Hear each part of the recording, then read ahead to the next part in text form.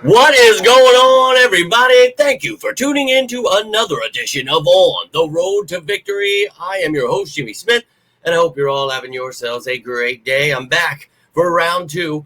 Had a little video earlier talking about the Eagles' latest signing, a fullback, Kari Blasingame. Go check that video out, but it's Tuesday, so that means we're behind enemy lines. Week 14. What? This season flying by. Love to see we're getting so many new fans, so many people catching on. They'll get to watch a couple of Eagles games before the season's over, so that's cool. But I know you guys have all been enjoying the 14 weeks. Holy crap, and all the months before it leading up into the season. Looking great, but it's 1 week at a time, and we look at each and every opponent each and every week and get to know everything about them before we break it all down throughout the rest of the week. So we're here for week 14, and we're here to talk about the Eagles' week 14 opponent, the Carolina Panthers. And you don't want to sleep on anybody, but my God, trap game, trap game. Look, man, any game can be a trap game.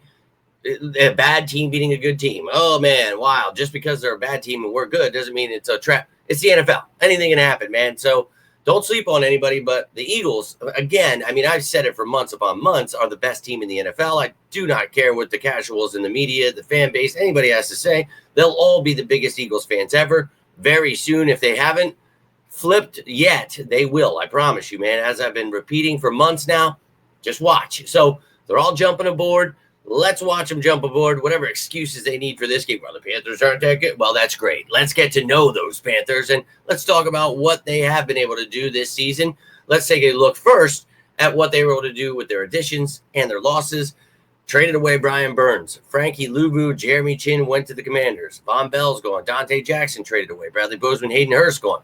So lost some pieces, but you can see added some guards in Hunt and Lewis. Added a receiver, David Moore. Ashawn Robinson there. Wonham, Jewell, Mike Jackson, Dane Jackson, Jordan Fuller. So they went out and added a lot of pieces to try to, get things right here with this team. But look, I thought in the draft they did well too. So let's take a look with the 7 picks. They got Xavier Legette out of South Carolina, one of the most hilarious people to listen to when he's talking, but awesome kid. It's hard not to cheer for the kid, but will not be on Sunday. Now, Jonathan Brooks banged up most of the year. They're looking forward to his future, but they got Trevin Wallace, Jatavian Sanders, Charles Smith-Wade, Jaden Crumedy, Michael Barrett. I thought overall they had a pretty damn good draft there for their future. Wallace is a good linebacker I really like.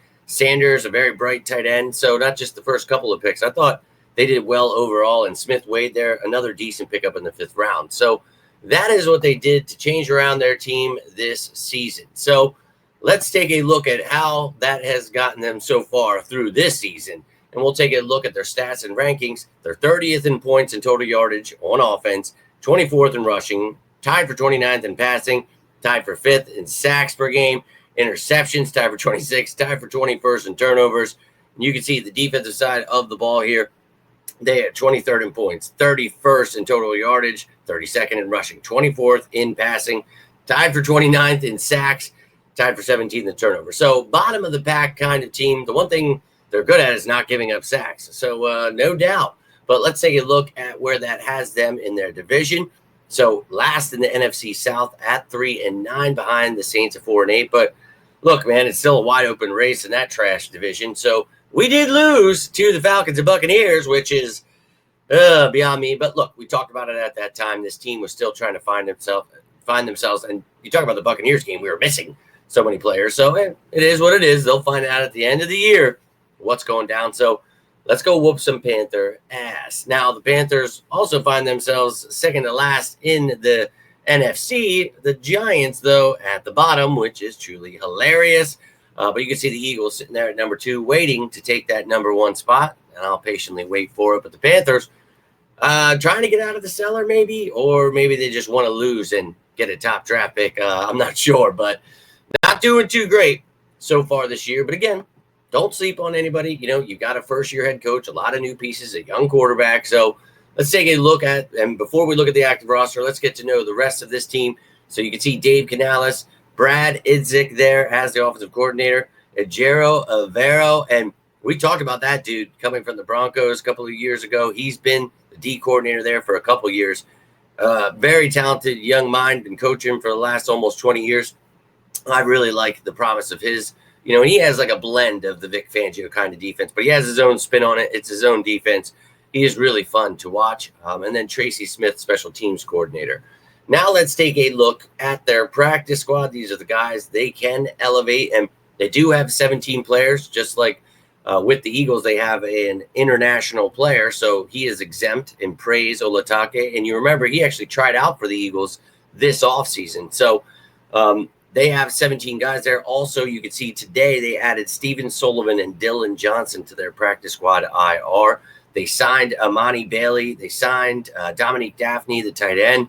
They also got rid of a safety and then added Thomas Incoom, the edge. So they had a lot of moves going down. You see Jordan Matthews sitting there.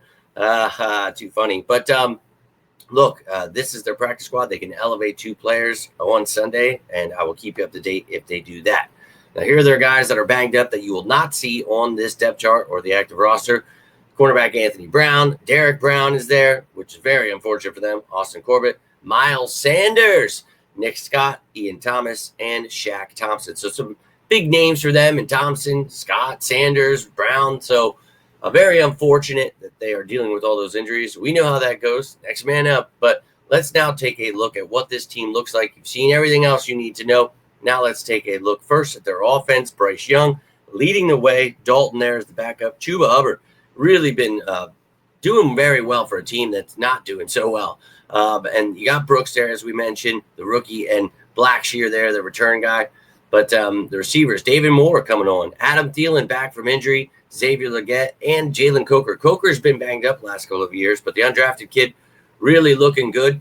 Then tight end, we talked about Jatavian Sanders. He is banged up right now. So Tommy Tremble the last couple of weeks has taken the helm, but we'll see if Sanders is ready to go. Tomorrow is the initial injury report. I'll keep you up to date with all of that stuff. And then you can see Ikwonu there at left tackle. Lewis and Hunt, as we mentioned, are both starting the free agent acquisitions. They got Cade Mays there at center. Corbett, you saw on IR. And then Taylor Moden there as right tackle.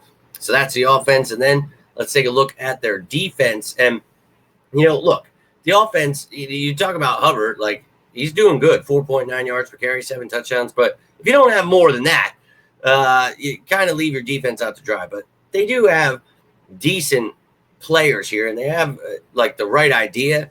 And I think, when healthy and things are going right for them, I think they're a talented defense. But you can see here, Josie Jewell is back from injury. They got Clowney there. He and DJ Woonham are their edge guys. You've got Trevin Wallace with Josie Jewell there in the middle.